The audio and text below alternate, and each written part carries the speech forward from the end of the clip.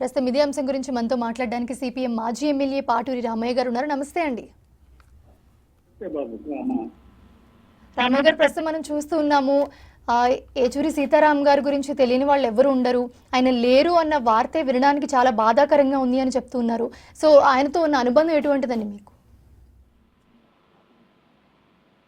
నాకు చాలా దిగ్భ్రాంతి కలిగించింది.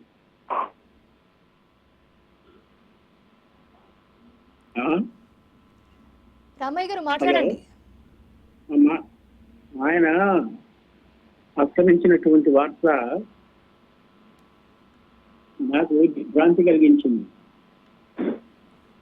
హలో, చెప్పండి చెప్పండి, వింటున్నాం, చెప్పండి. నాకు కొన్ని సంవత్సరాలుగా ఆయనతో నాకు చెప్పండి రామయ్య గారు. కొన్ని సంవత్సరాలుగా ఆయనతో నాకు స్నేహ సంబంధాలు కొనసాగినాయి.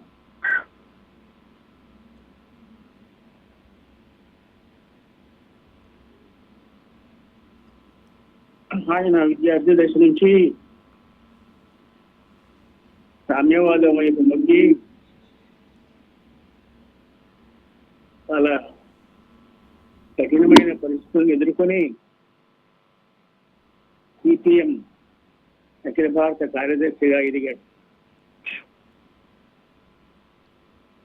ఆయనతో నాకు ఉన్నటువంటి సంబంధాలు అంత కాదు. 20 ఏళ్లుగా నేను సిపిఎం సెక్రటేరియట్గా, సిపిఎం కేంద్ర కమిటీ సభ్యుడిగా ఉన్నాను.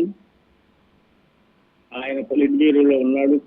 ప్రధాన కార్యదర్శి కాకముందు నుంచి నా సంబంధాలు అనేకమైన విషయాల్లో మేము చర్చించుకునేవాళ్ళం. నాకు ముఖ్యమైనటువంటి అనుభూతి ఏమిటంటే, ఆయన 2004 తర్వాత అనుకుంటాను మేము చైనా పర్యటన చేశాం.